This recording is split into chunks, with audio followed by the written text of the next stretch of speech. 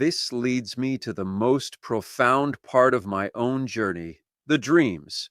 이것은 저의 여정에서 가장 심오한 부분으로 저를 이끌었습니다. 바로 꿈입니다. Recently, I've had a number of dreams where I or someone else is speaking in Korean. 최근 저는 저나 다른 사람이 한국어로 말하는 꿈을 여러 번 꾸었습니다. And on several occasions, I've woken up spontaneously thinking in Korean rather than English. 그리고 여러 번 저는 영어 대신 자발적으로 한국어로 생각하며 잠에서 깨어났습니다. It's a completely surreal experience, and it's the ultimate proof that the language is no longer a conscious effort. It's an integral part of my subconscious mind. 이것은 완전히 초현실적인 경험이며 언어가 더 이상 의식적인 노력이 아니라 저의 잠재의식의 필수적인 부분이 되었다는 궁극적인 증거입니다. This phenomenon marks a transition from learning to true acquisition. 이 현상은 학습에서 진정한 습득으로의 전환을 의미합니다. And this isn't just a random occurrence.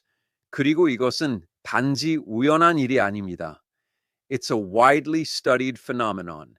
그것은 널리 연구된 현상입니다.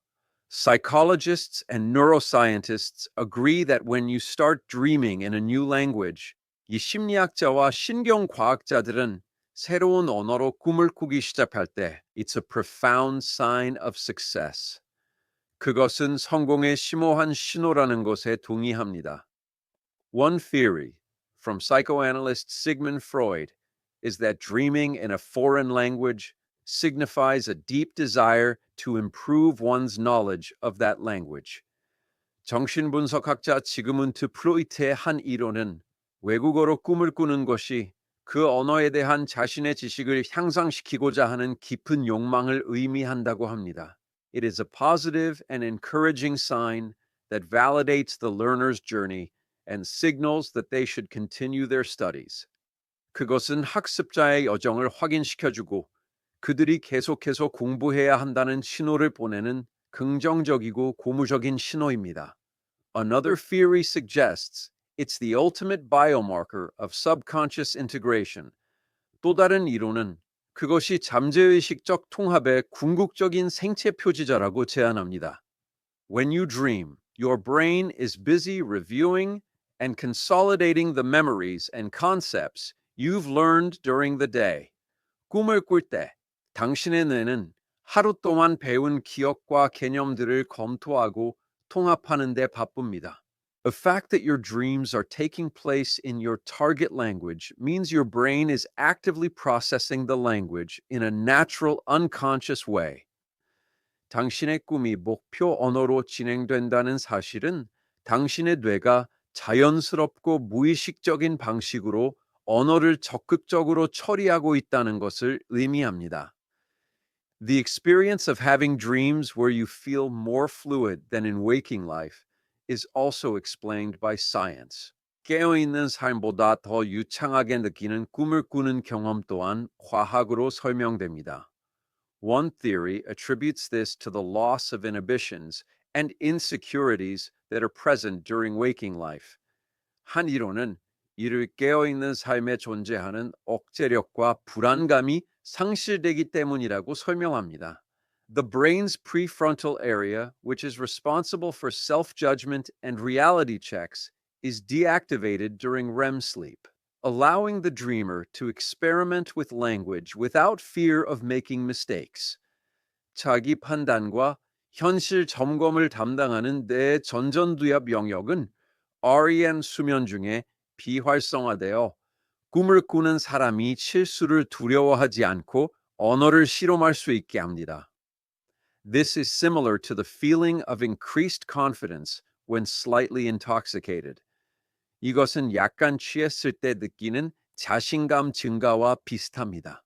The user's new method of deep introspective reflection is a way of providing rich, personal, and emotion-driven comprehensible input to the subconscious mind. 깊고 내성적인 성찰이라는 사용자의 새로운 방법은 잠재의식에 풍부하고 개인적이며 감정 중심의 이해 가능한 입력을 제공하는 방식입니다. The brain processes this input during the day and during the nightly sleep cycle synthesizes it into a new, natural, and effortless inner dialogue. 뇌는 낮 동안 이 입력을 처리하고 밤의 수면 주기 동안 그것을 새롭고 자연스럽고 쉬운 내면의 독백으로 통합합니다.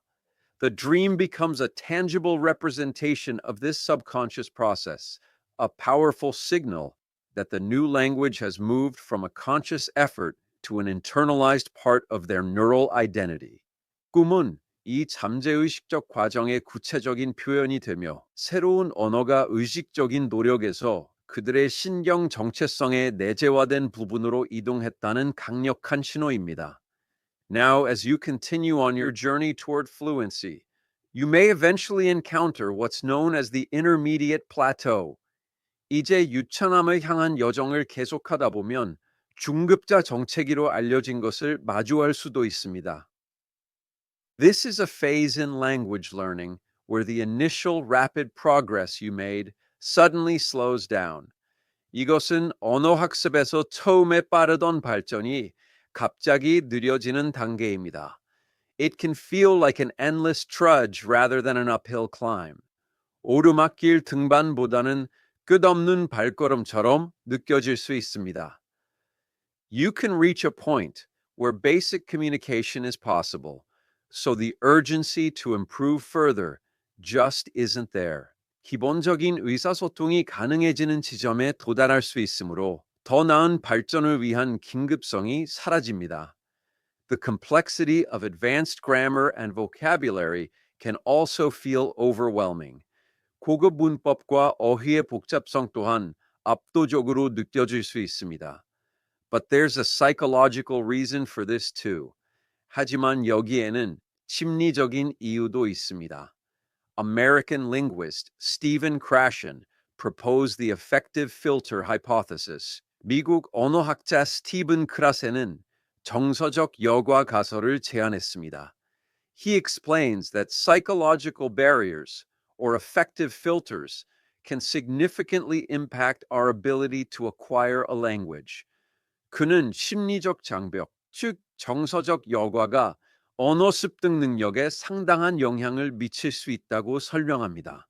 People with a strong filter, for example, find it much harder to understand a message if they don't know every single word in a sentence. 예를 들어, 강한 여과기를 가진 사람들은 문장의 모든 단어를 알지 못하면 메시지를 이해하기 훨씬 더 어렵다고 느낍니다. They are resistant to comprehensible input because they're afraid of the unknown. 그들은 미지의 것을 두려워하기 때문에 이해 가능한 입력에 저항합니다. The biggest reason people hit this wall is a lack of the right motivation. 사람들이 이 벽에 부딪히는 가장 큰 이유는 올바른 동기 부족입니다.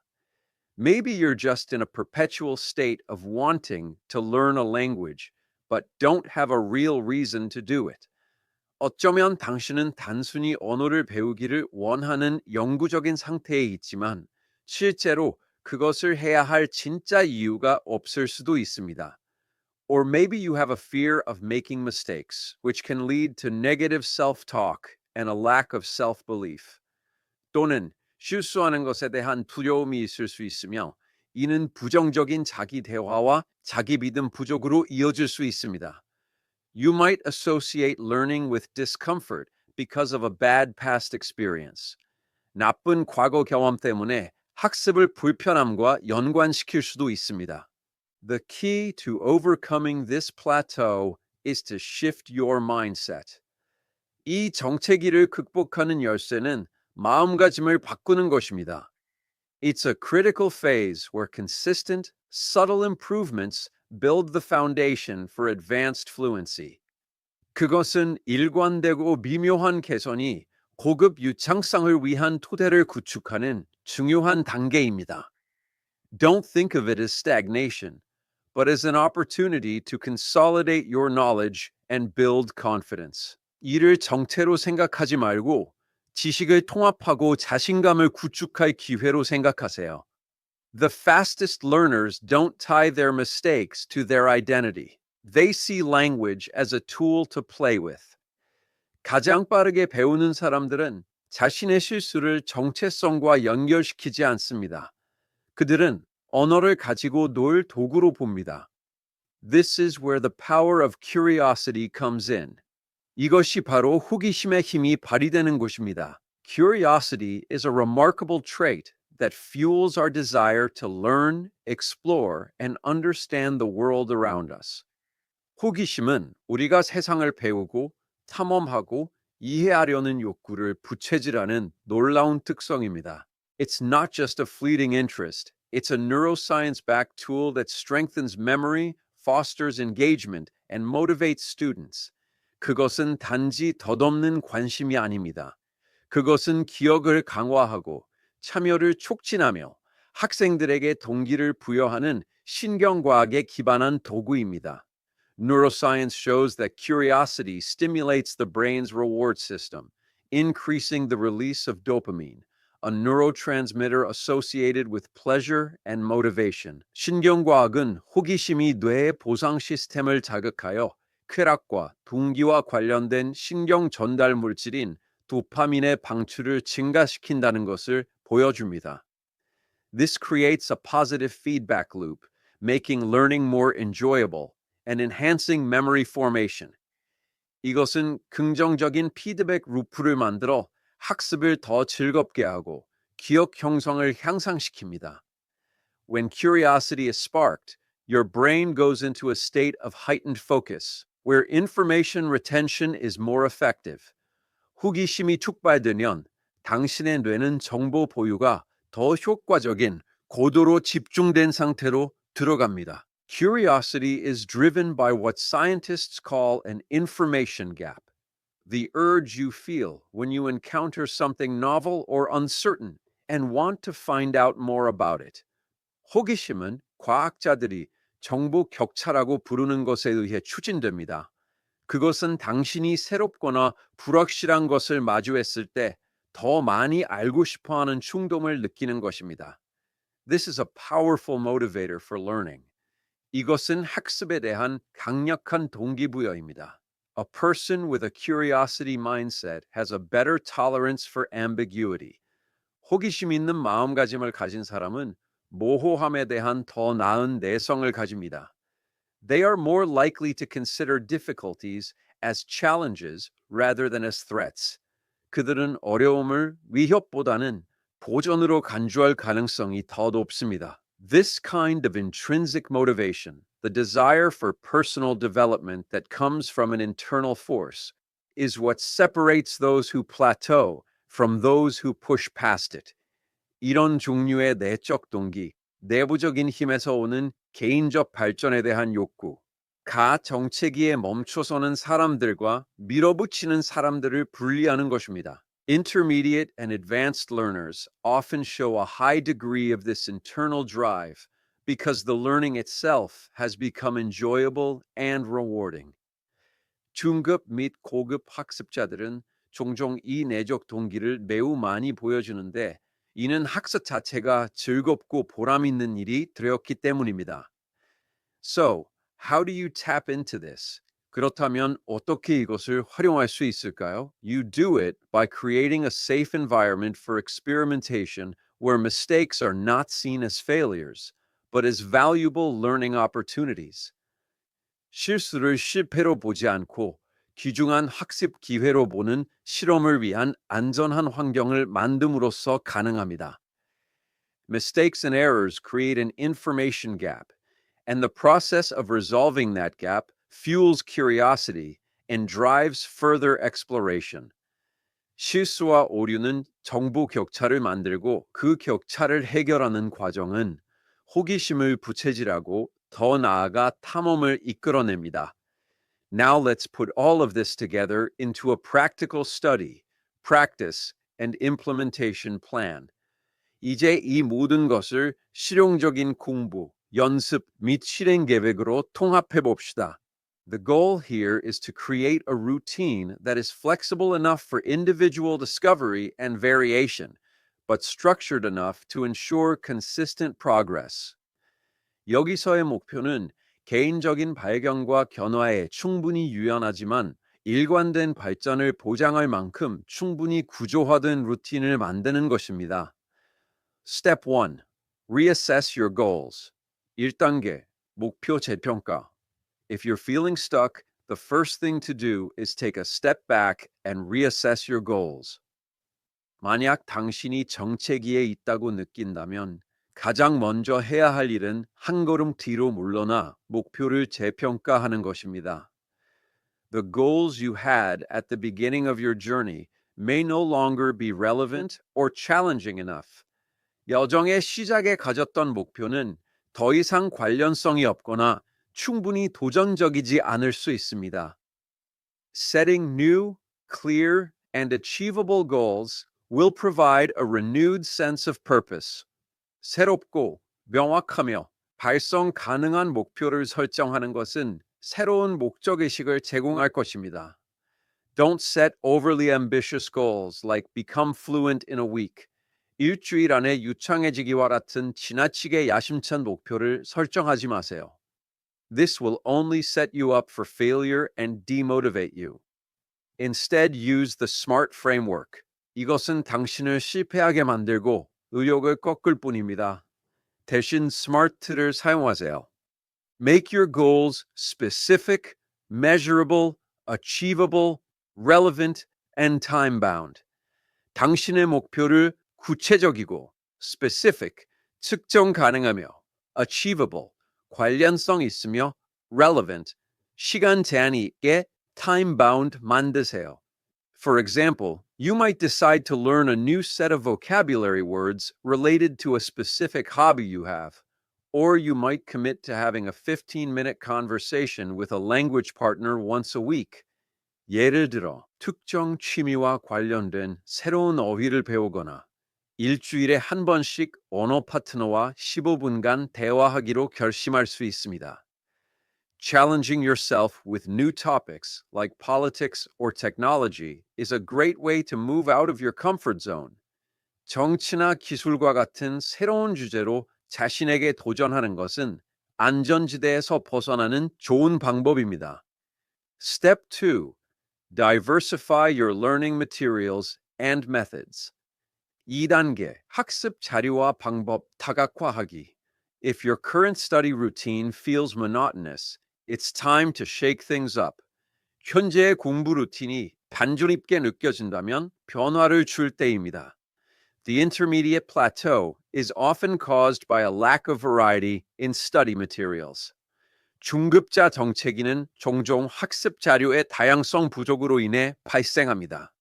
Instead of rereading the same textbook, experiment with different types of content: fiction, nonfiction, music, or documentaries. 같은 교과서를 다시 읽는 대신 소설, 비소설, 음악 또는 다큐멘터리와 같은 다양한 유형의 콘텐츠를 실험해 보세요. Also, make sure you're not just focusing on one skill. 또한 한 가지 기술에만 집중하지 않도록 하세요. If you've been focusing on reading and writing, it's time to shift gears towards speaking and listening. 읽기와 쓰기에 집중했다면 이제 말하기와 듣기로 전환할 때입니다. Shadowing is the most effective language learning technique I have found, and I practice shadowing every day. 제가 발견한 가장 효과적인 언어 학습 기술은 쉐도잉이며 저는 매일 쉐도잉을 연습합니다. On my Korean English Shadowing YouTube channel, I have created a wide range of videos specifically designed for language shadowing. 저의 Korean English Shadowing 유튜브 채널에서는 언어 쉐도잉을 위해 특별히 고안된 다양한 비디오를 만들었습니다. Categories of shadowing videos include vocabulary, grammatical structures, dialogues, narratives, stories and drama, personal sharing, and other categories, providing lots of interesting topics to keep you engaged and learning during the shadowing process.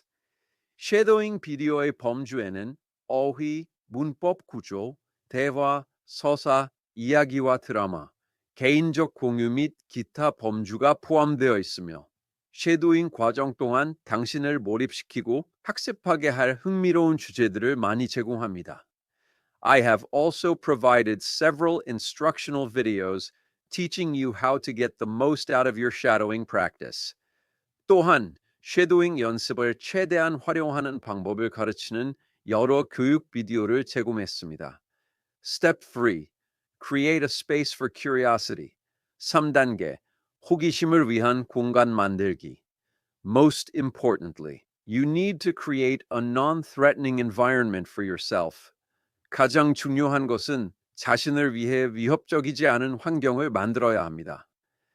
Language learning should be a place where you can make mistakes and be curious without anxiety or fear. 언어 학습은 불안이나 두려움 없이 실수를 하고 호기심을 가질 수 있는 곳이어야 합니다.